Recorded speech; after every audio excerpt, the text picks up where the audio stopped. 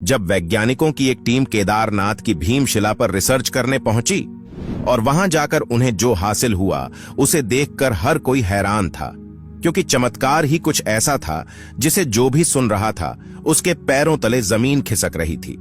क्योंकि जब पूरी बाढ़ ने मंदिर के चारों ओर तबाही का सैलाब ला दिया था, उस समय यह चमत्कारी शिला जाकर उस मंदिर के सामने एक योद्धा की तरह खड़ी हो जाती है। आखिर यह चमत्कारी शिला वहां पर कहां से आई थी? और इस चमत्कार को देखकर वैज्ञानिकों के भी आंखों में आंसू आ गए। वीडियो में आगे बढ़े उससे पहले कमेंट में जय केदारनाथ जरूर लिखें। यह बात है 16 जून 2013 की। यह दिन वहां रहने वाले लोगों के लिए बहुत ज्यादा खराब था और उस दिन के बारे में आज भी याद किया जाए तो दिमाग एक अलग तरह से हिल जाता है। कई लोगों ने अपनों को खो दिया था, कई लोगों के घर उजड़ गए थे। जून 2013 में कहा जाता है कि मानो बादल ही फट गया था, जिसकी वजह से भारी बारिश आ गई थी। बताया जाता है कि केदारनाथ मंदिर से 5 किलोमीटर ऊपर छोरा बाढ़ी ग्लेशियर के पास इतना पानी जमा हो गया था कि एक झील बन गई थी। लेकिन पानी ज्यादा होने के कारण वहां से वह पानी नीचे की तरफ आने लगा था। खतरा बहुत ज्यादा पड़ा था, लेकिन किया भी कुछ नहीं जा सकता था। सैलाब इतना ज्यादा था कि उसने प्रलय का रूप धारण कर लिया था, एक ऐसा प्रलय जो सब कुछ अपने साथ बहा ले जा रहा था।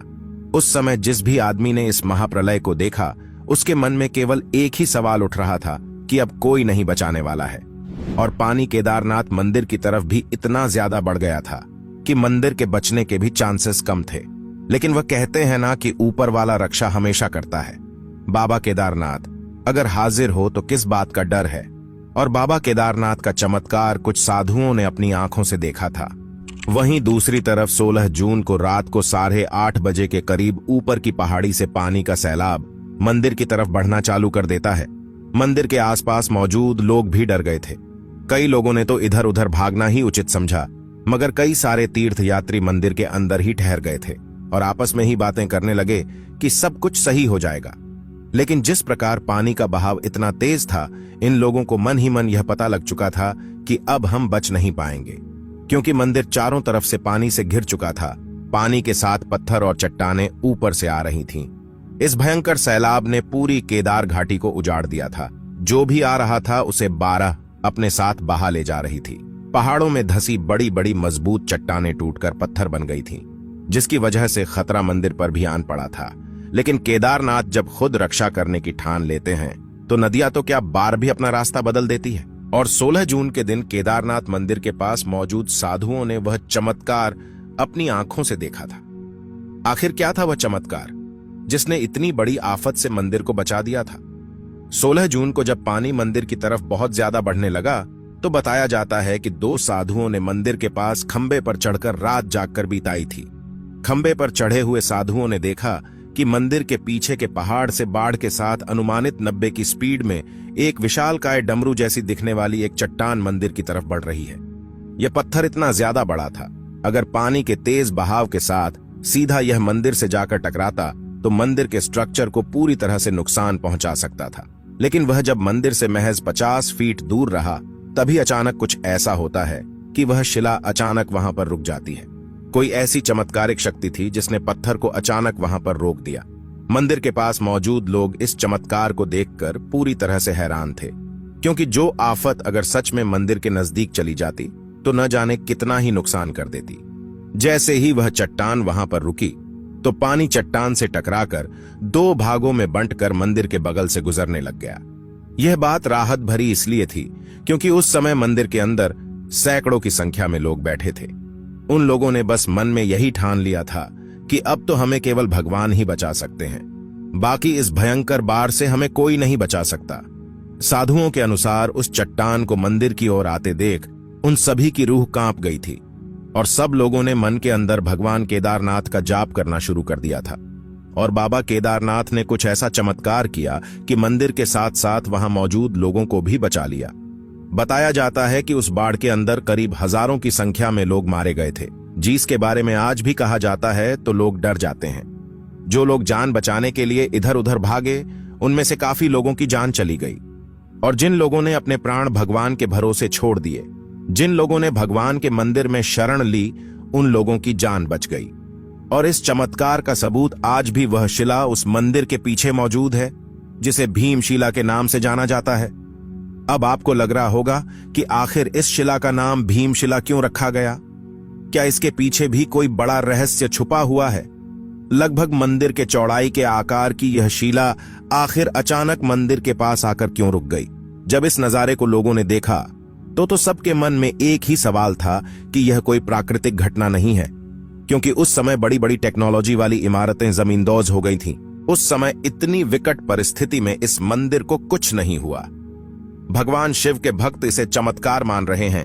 जब इस चमत्कार को लोगों ने अपनी आंखों से देखा तो उन्हें एहसास हो गया कि सच में केदारनाथ मंदिर में भगवान का वास है, और इसी चमत्कार के लिए केदारनाथ मंदिर में पूजा करने के लिए खराब मौसम में भी लोग जान जोखिम में डालकर आते हैं। वाकई में कितना रहस्यमयी और चमत्कारिक है।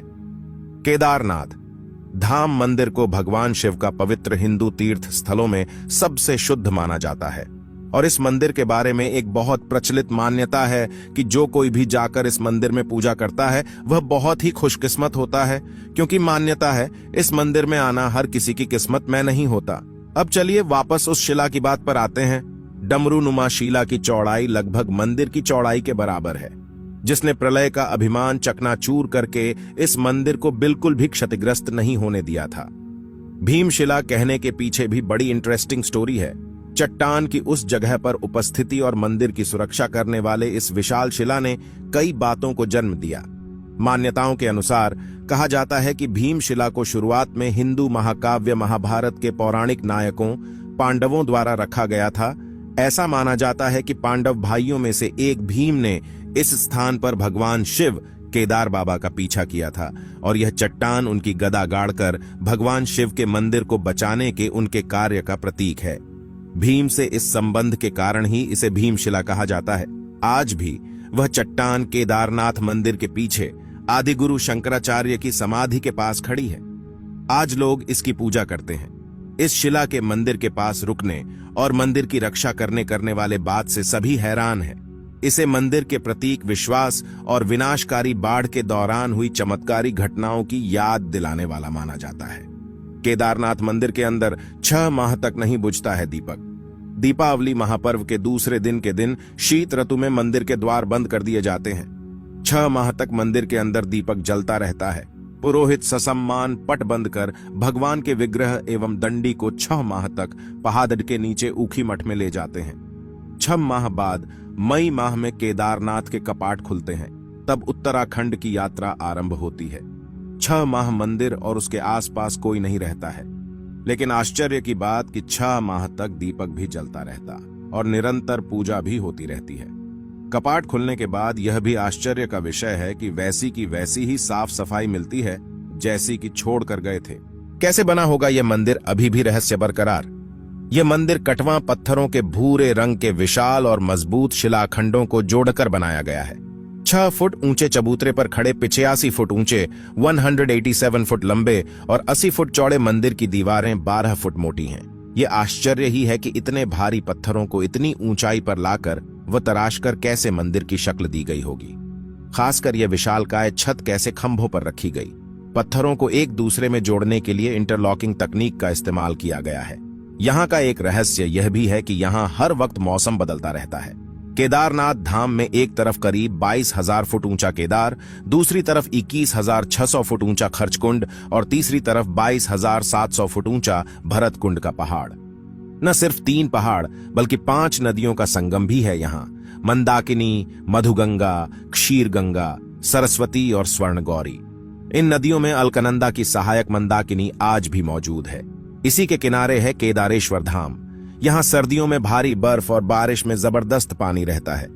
यहाँ कब बादल फट जाए और कब बाढ़ आ जाए कोई नहीं जानता। आप केदारनाथ मंदिर को लेकर क्या सोचते हैं, हमें कमेंट के माध्यम से जरूर बताएं। और इन चमत्कार से सिद्ध हो जाता है कि जो भी केदारनाथ के चरणों में जाता है उनके हमेशा भला ही होता है। अगर आप भी केदारनाथ के सच्चे भक्त हैं तो इस वीडियो को जरूर लाइक करें।